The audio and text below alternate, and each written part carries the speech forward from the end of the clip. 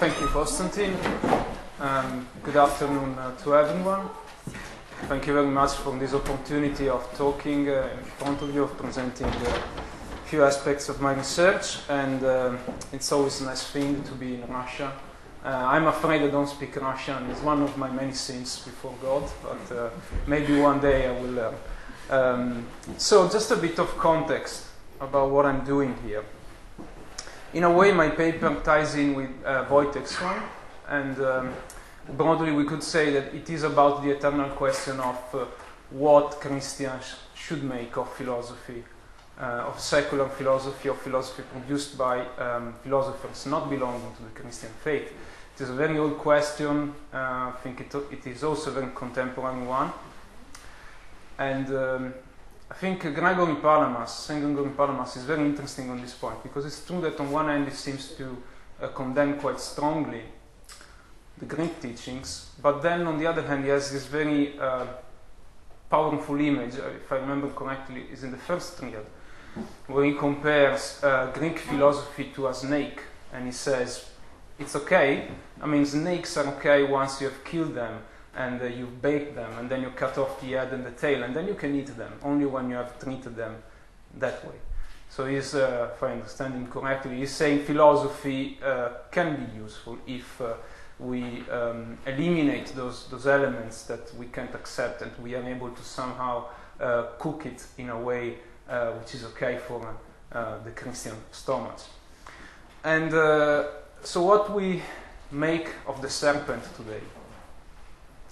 So my paper is a sort of case study. I mean, it's not a systematic attempt to answer this question. I have a few ideas about that. We can discuss that later.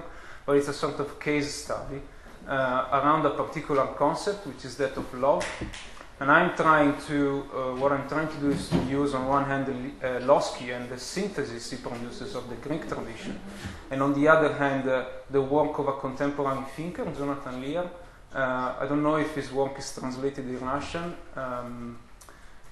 He is a teacher of ethics at the University of Chicago, very interesting guy, who combines a very strong grounding in contemporary philosophy, both of an analytical and continental persuasion, and also training as a psychoanalyst. He's a working clinical psychoanalyst, and so as I will say later in detail, we have two contemporary figures who are attempting to synthesize in different traditions. We have the Christian and particularly the Greek and Orthodox tradition on one end, and that of contemporary philosophy and psychoanalysis on the other.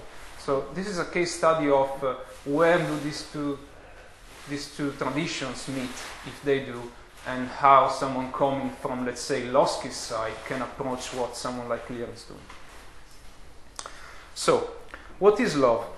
Now, such seems or could seem to be a very silly question, as we live in a time in society where love is possibly one of the most frequently used words in the media, in the arts, and in public discourse. Yet, frequency of employment can often result in vagueness and abuse. When we use a word too much and in too many different contexts, we normally end up forgetting what the meaning of the word is. Now, I believe that such is the case with the concept and the word of love. This word has come to mean a strange and ill-defined mixture of warmth and passion, coming to overlap almost completely with the semantic field of sensuality. Just to give an example of what I mean, in the English language, it is perfectly acceptable to say that we love as many different things as our wife, a particular location, pizza, performing a particular activity. Religious people seem to have a lot to say about love, and as Christians, we even believe and live by the claim that God is love.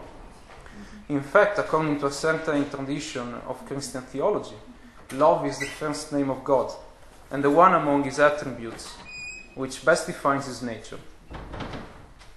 The question is then, if the extreme polynomy to which the word love is subjugated does not strip of its power the statement offered by St. John in the New Testament, in other words, do we still know what we mean when we proclaim that God is love?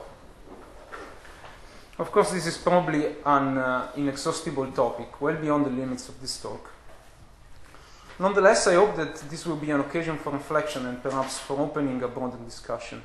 The purpose of this paper, in particular, is to analyze this question, what is love, by offering a reading of Vladimir Lossky's Theological Anthropology, focusing in particular on his book Orthodox Theology, an introduction. And so Lossky's Theological Anthropology seen in the light of some recent developments within psychoanalytic theory and psychoanalytical anthropology. And in particular, as I was saying in the introduction, I shall focus on the work of contemporary philosopher and psychoanalyst Jonathan Lira. Such arguably unlikely association is not motivated by the boldness of seeking to supplement Lossky's thought, perhaps wishing to enrich it with a fashionable Freudian nuance. In turn, my attempt is that to bridge Lossky's capacity to offer a synthesis of the Christian Orthodox tradition with Lira's similar capacity to offer a summary and global philosophical and clinical interpretation of Freud's work. In this sense, apart from trying to shed some light on matters regarding love, the goal of this paper is to show how certain intuitions of the psychoanalytic school can integrate or be integrated with the Christian theological tradition. Love and its cognate noun eros is notoriously a central element of Freud's theories, and has remained a topic of great interest from the broader psychoanalytic school. In this respect, Lira offers an ontology of the psyche as grounded in an extremely articulated concept of love as an erotic drive, where love is the fundamental force structuring the mind, as well as the way in which the mind organizes and looks to the world. Specifically says that there is no such thing as a subject without a word, and that every possible word for a subject must be a lovable word and a loving word to some extent. Furthermore, love is also responsible not just for structuring the mind, but also for enticing the individual into seeking always richer and more articulated forms of psychic organization. Now, I shall discuss later the details of Lira's proposal. This was just let's say, a broad outline. And first, I want to focus more specifically on Lossky's words. See a few things he says in Orthodox Theology, in his book Orthodox Theology, about love. So, my argument is that Lossky offers us the tool to complete and integrate this love-centered psychological ontology from his account of the Christian understanding of the soul's love as a movement towards God. So in his Orthodox Theology, Lossky comments on Gregory of Nyssa's Life of Moses. And while doing this, he presents a description of the soul as being in love with God and endlessly growing spiritually by sinking further and further in the depth of the beloved's being. So he writes, this is a long quote from Lossky. The lover who pursues the beloved is the soul seeking its God. The beloved rises and escapes. God does the same.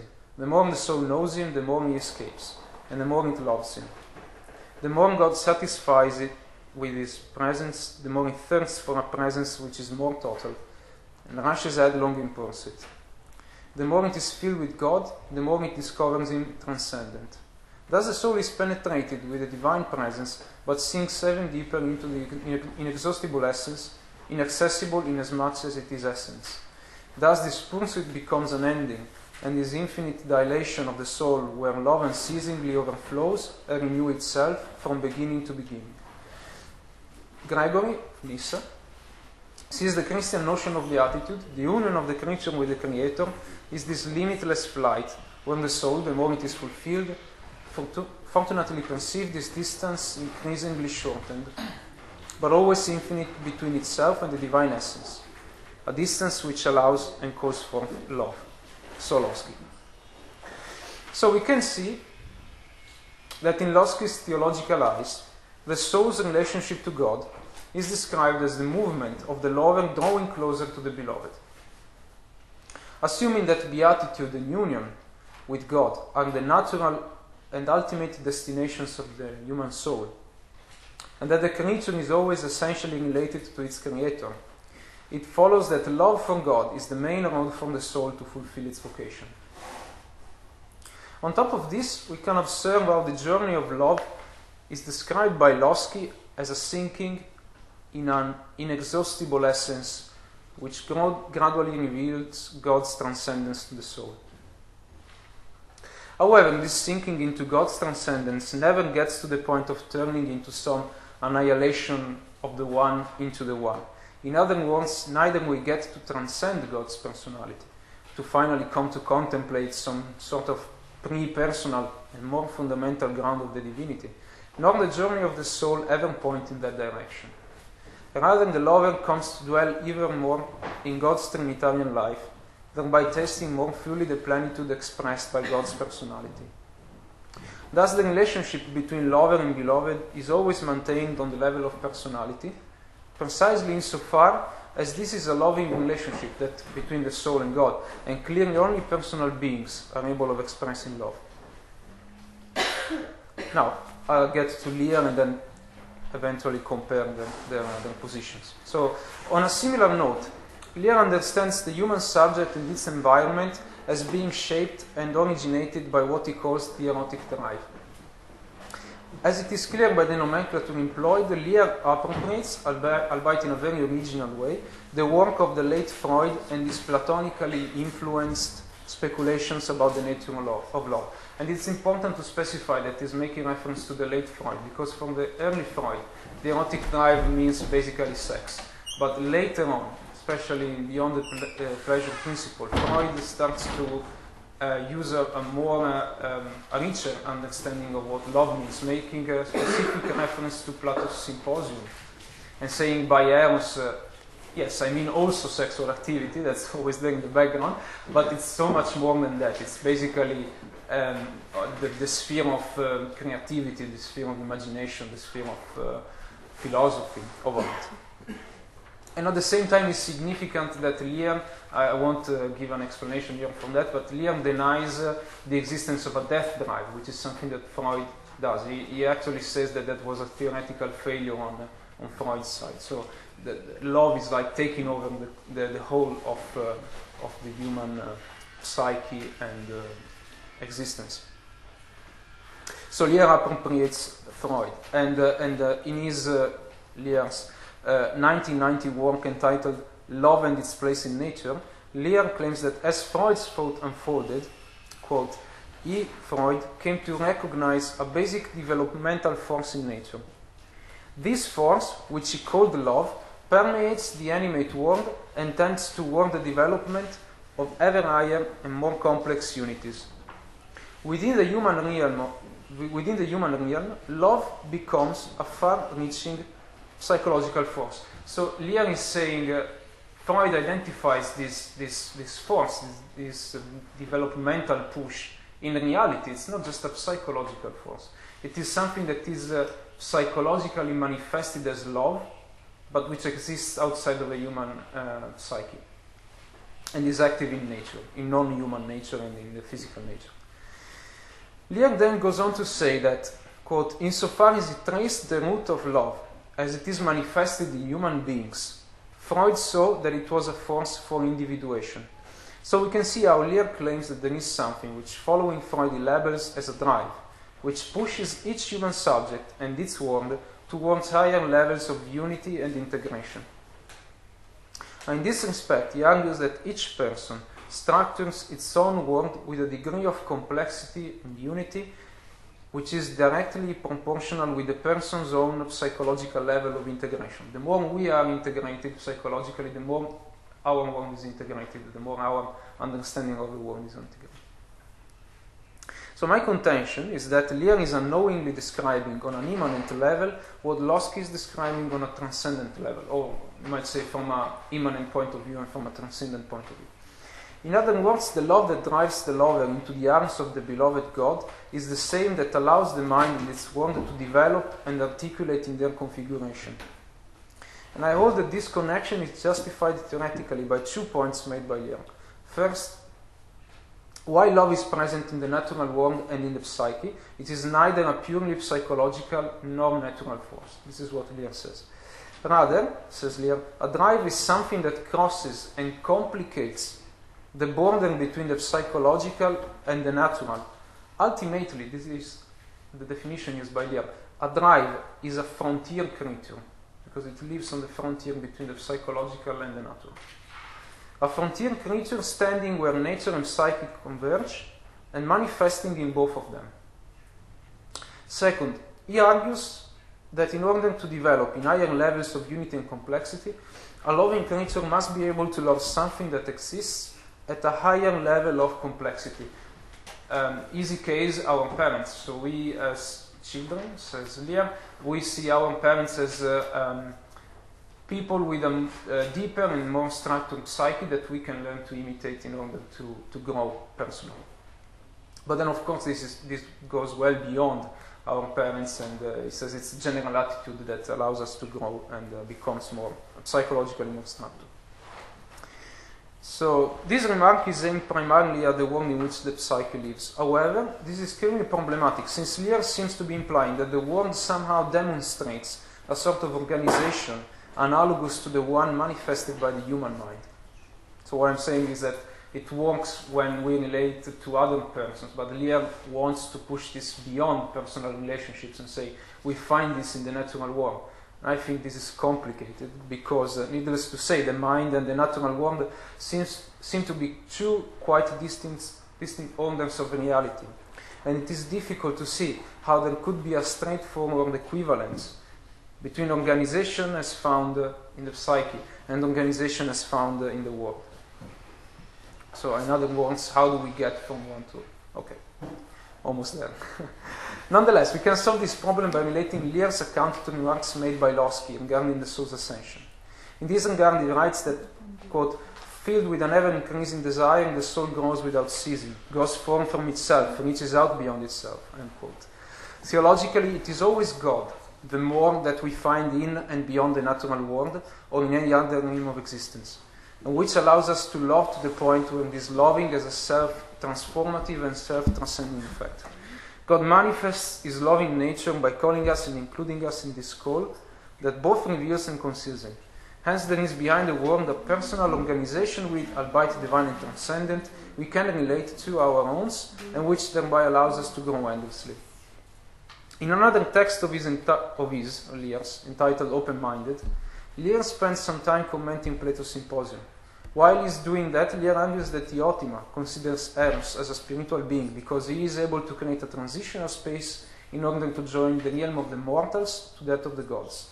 As we can see from the analysis of the erotic drive, the psychoanalytic concept to which the deity Eros stands as an allegory, we can qualify its joining of the natural and the psychological as another effect of its spiritual action. More fundamentally, love is spiritual in that through the human psyche, it binds creation with the divinity. Love is in fact that which is spiritual par excellence, insofar as it is an attribute of God, arguably the main one, and God himself is said to be spirit, in John 4:24. Hence the erotic drive is a reflection of God's nature into creation, that which theologians from within the Reformed tradition would call a communication of God's attributes, which thanks to its spiritual nature is able to join the transcendent to the immanent and the natural to the psychological. This drive also unendingly points the human subject towards structuring itself and its understanding of the world in which it lives. In this light, we can now hopefully reconsider St. John's maxim that God is love and appreciate it in its fullness. How much time do I have left?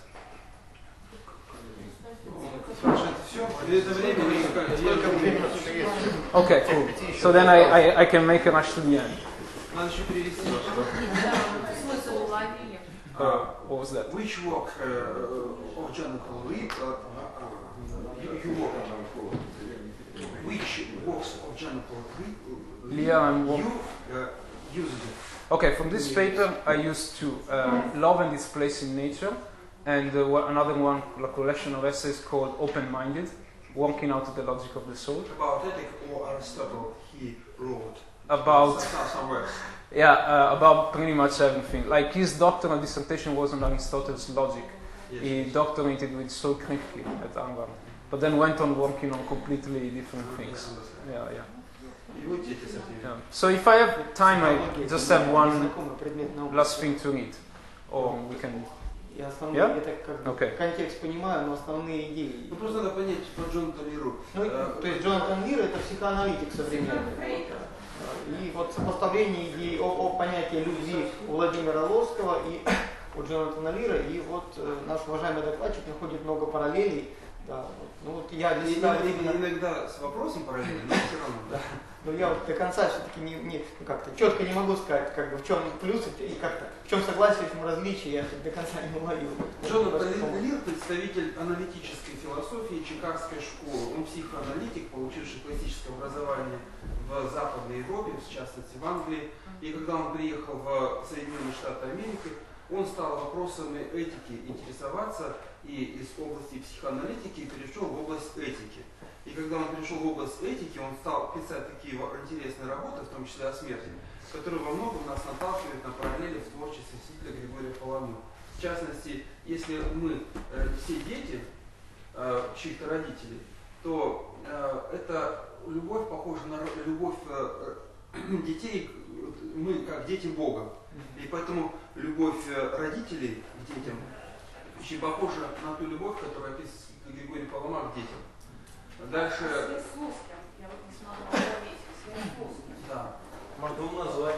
Джонатана Владимир Лосский. Вот я пыталась. Да, я тоже пытался, где же, на какие именно, which works of Lossky you used? You have used. Да. You Orthodox. You have used, yes. Orthodox theology, an introduction, and a few references from the mystical theology of the Eastern Church. But my main the passage, which is the foundation of my paper, is his comments to Gregory of Nyssa's Life of Moses in Introduction to Orthodox Theology. То есть он использовал введение в догматическое богословие, мистическое богословие и Бог есть любовь, то, что, в общем-то, работы, которые во многом роднят его с Джонатаном Лиром. Ну, может, следующий. Вопросы какие-то будут? Okay. Not sure what happens next. Well, To honor your presentation.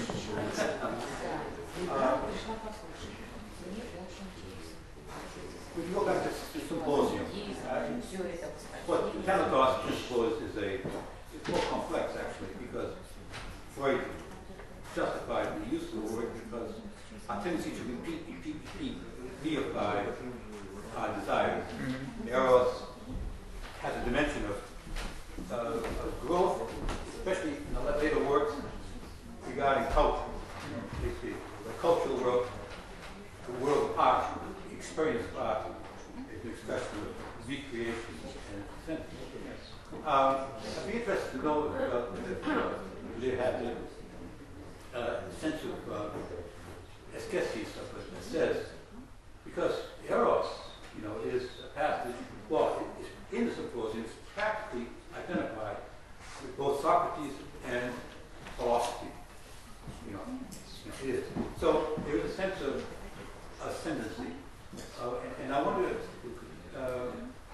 if you author consider that as something that could go beyond mere nature. Or if he means by the psyche something that's part of nature, returns to nature, or something that points to reality that nature cannot contain. yeah, well, I think that he has a problem there. He has a serious problem. Namely, that he is a Spinozist. Well, he doesn't say that, but that's my interpretation. Because he wants to say that the psyche doesn't really work like biology. It's very much against any positivistic induction of psyche.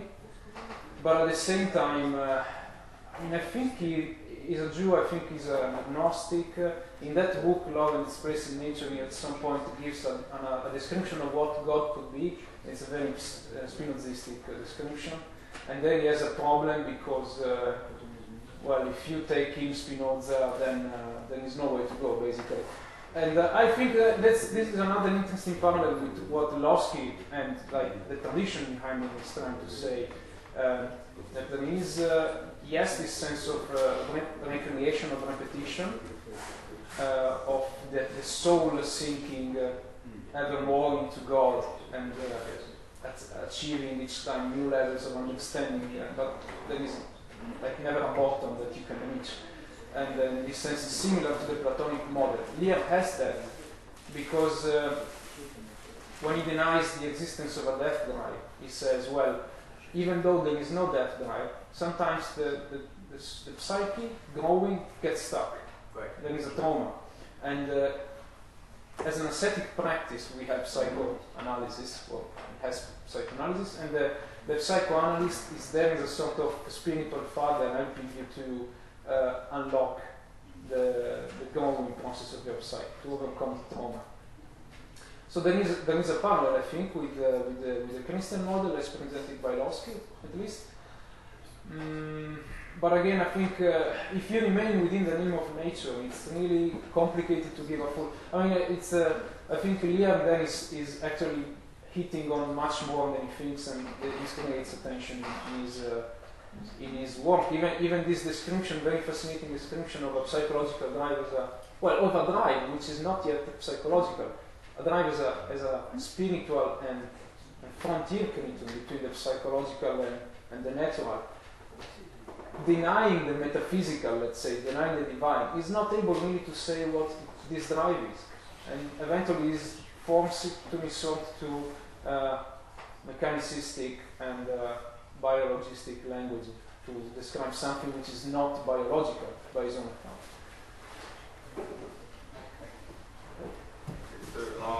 If I remember correctly, you mentioned that for Lear, the love is connected to some drive towards the more complex being than who are. And on the other hand, when we look at Lossky's concept of love, we can see that it is not. It has both sides to it. From one point of view, it is the movement from man towards God, which seems kind of similar to what Lear seems to imply. But on the other hand, this is the very same love which God has for the humanity, because the love which is in the saints is the divine energy of God Himself. So my question is actually, is there any motive, any thread in Lear that can allow for such a opposite direction of love not towards something better, something more complex, but on the other hand, love which is something which I don't know resembles a grace or something given to those less great, less complicated than we are. For example, even the love of the mother to her child. Yeah. Well, yes, I would say. Thank you very much for your question. Actually, this was what I was trying to cover in the last part of my paper. It was a bold attempt at biblical exegesis of the prodigal son's parable. Yes, definitely in the Christian model, let's say, we have that, and we could say that, that's my understanding at least, the temporal love is a sort of impression left by God's own love. That's what I said. From a reformed point of view, in a reformed vocabulary, we would say that's a communication of God's love. That's God sharing His love with us, so we can manifest love ourselves as an answer to that. In the end, you have something similar, and it is basically the same example you used. He said that the psyche develops a sort of archaic mechanism, archaic in an Aristotelian way, archaic as a principle, but then it's like original and repeated over and over. And which is, what is this mechanism? That of having an idea that you have to live up to and grow up to, and then eventually you maybe overcome this idea and you create the same mechanism by taking up another idea, and you go on. Potentially in a limitless way. Then, of course, as I was saying, you have traumas and you get stuck sometimes. And so, yes, you could say in that sense, yes, within the family, within education, anytime you receive a sort of positive idea, you receive that. Of course, again, what is the difference between Lear and where Lossky is coming from? There is no overarching father, there is no overarching divine power originally given that. And And of course, depending on what's your understanding of existence and of the universe, you could say, well, this is a problem. And I think this is a problem. This is what I was trying to hint into when I said, he says eventually we find this bottomless ideal in the world. But then if the world isn't creation and there is no God behind it, where is that actually coming from? Спасибо большое, Томмасо. Thank you.